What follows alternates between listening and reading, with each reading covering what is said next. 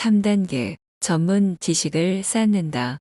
분야를 전문화하고 다른 사람에게 비길 수 없을 정도로 전문 지식을 쌓아라. 전문 분야를 선택한 후에는 전적으로 시간과 관심을 쏟아라. 그 분야에 관해 가능한 한 속속들이 알고 있어야 하고 열정을 가져야 한다. 가능하면 다른 사람보다 더 자세히 알아야 한다. 내가 하는 일에 열렬히 관심을 가지고 세상에 봉사하고자 하면 직업적 성공은 따라온다. 일로써 세상에 이바지하고자 하는 태도와 먹고 살기 위해 그럭저럭 일하는 사람의 태도는 천지 차이다. 그럭저럭 하면서 진정한 성공에 이를 수는 없다. 그 동기가 의미 있고 고귀하며 이타적이라면 더욱 좋다. 주는 만큼 받을 것이다.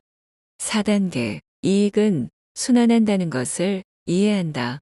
내가 하는 일이 세상에 축복을 가져다 준다고 생각하면서 마음을 너그럽게 가진다. 내가 품은 소망이 나만을 위한 것이어서는 안 된다. 전 인류에 유익해야 한다. 아이디어는 원이나 회로의 형태로 순환한다. 세상에 축복을 가져다주고 이익이 되는 아이디어를 흘려보내면 그 아이디어는 다시 나에게 돌아와 다른 아이디어와 섞이고 압축된다. 그렇게 만들어진 나의 아이디어는 더욱 커져서 다시 세계의 회로로 흘러나간다. 처음에 소망이 오로지 나만을 위한 거라면 원이나 회로가 완전하게 형성되지 않는다. 제임스 씨는 가짜 석유를 팔아서 큰 돈을 벌었던데요. 라고 말하는 사람도 분명 있다. 남을 속여서 재물을 얻은 사람들은 잠깐 동안은 성공한 것처럼 보일지도 모른다. 하지만 사기로 번 돈은 날개 돋친 듯 사라진다. 타인에게 피해를 주는 것은 자신에게 피해를 주는 것과 같다. 타인은 곧 나다. 다른 사람의 물건을 훔치는 건 곧 내 물건을 훔치는 것이다. 이는 결국 자신의 신체와 가정생활, 외부의 사건에 드러난다. 부정한 방법으로 재산을 축적하는 사람은 성공할 수 없다. 마음의 평화 없이는 성공할 수 없기 때문이다. 만약 밤에 편히 눈 감을 수 없고 몸이 아프며 죄책감이 든다면 돈이 쌓여도 과연 즐거울까? 런던에 사는 한 남성은 남의 재산을 탐하던 자신의 이야기를 들려주었다. 그는 전문 소매치기였고 다른 사람의 지갑을 훔쳐 큰 돈을 모았다. 프랑스에는 여름 별장이 있었고 영국에서는 왕처럼 살았다. 하지만 그는 자신의 잘못을 잘 알고 있었다. 런던 경찰이 자신을 체포할까봐 언제나 두려움에 떨었고 사라지지 않는 공포와 깊은 죄책감 때문에 여러 정신장애를 겪었다. 결국 그는 자수하고 징역을 살았다. 출소 후 그는 땀 흘리며 노동하는 기쁨을 알았고 준법 정신을 갖춘 정직한 시민으로서 완전히 새 사람이 되었다. 진정으로 자신이 좋아하는 걸 찾고 행복하게 살았다. 무언가가 부족하거나 제한적이라고 생각할 때 남의 것에 눈독을 들인다. 우리가 얻고자 하는 것은 결코 부족할 일이 없다는 것을 깨닫는다면 내가 원하는 것에 집중하고 진정한 성공을 이룰 수 있다. 나에게 성공할 능력이 있음을 믿어라. 제가 맡은 3가지 작업을 완료하지 못했어요. 완전히 망했죠?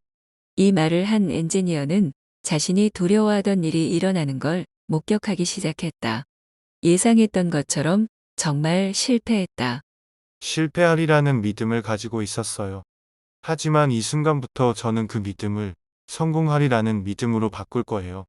그는 실패만을 생각했던 과거의 모습을 인정하고 마음가짐을 완전히 바꿨다. 할 수 있다고 믿고 상상한 것은 모두 이룰 수 있다. 그는 성공하리라는 믿음을 가지고 희망이 없다는 생각을 해낼 수 있다는 생각으로 바꿨다. 믿음은 퍼져나가는 성질이 있어 어느새 그의 마음은 성공의 아이디어로 가득 찼다. 뉴욕에서의 강연을 들었다며 메리라는 젊은 여성이 나를 찾아왔다. 그녀는 시대를 초월한 질문을 던졌다. 어떻게 하면 나 자신을 믿을 수 있을까요? 나는 간단한 질문으로 맞받아쳤다. 지금 가장 필요한 것은 무엇인가요? 재봉틀이요. 나는 재봉틀을 어떻게 구할 수 있는지 가르쳐 주었다. 그녀는 그날 저녁 소파에 앉아 마음을 차분히 가라앉히고 몸을 이완했다. 그리고 자기 앞에 재봉틀이 놓인 모습을 상상하면서 손으로 재봉틀을 만졌다. 딱딱하고 차가운 기계의 감촉이 생생하게 느껴졌다. 상상 속에서 그녀는 재봉틀을 사용했다. 그녀는 만물의 근원에 감사하며 잠자리에 들었다. 이 방법을 실천하고 나서 놀라운 일이 생겼다.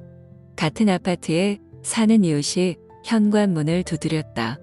신혼여행을 떠나느라 짐을 정리하는 중인데 재봉틀이 필요하지 않느냐는 것이다. 메리는 그 재봉틀을 받았다. 진짜 효과가 있네요. 메리는 잠재의식의 효과를 경험했다. 이제 메리는 벽에 걸 그림이 필요해 같은 방식으로 확언해 보았다. 그 결과 그림도 얻을 수 있었다. 이 방법으로 훌륭한 모용수가 될 수도 있겠어요. 메리는 골똘히 생각했다. 어떤 일이 일어나리라고 가정하려면 먼저 가정한 일의 본질과 성격을 현재의식에 구축한 후 느낌으로 승화해야 한다. 메리는 자신이 훌륭한 무용수가 아니라고 느꼈다. 하지만 잠재의식의 법칙을 어떻게 사용하는지 알자 믿음과 자신감이 생겼다. 그녀는 이제 자신의 소망을 표현하는 방법도 알았다. 그 소망은 무지로부터 나온 맹목적인 믿음이 아닌 영적인 이해에서 나온 믿음이었다.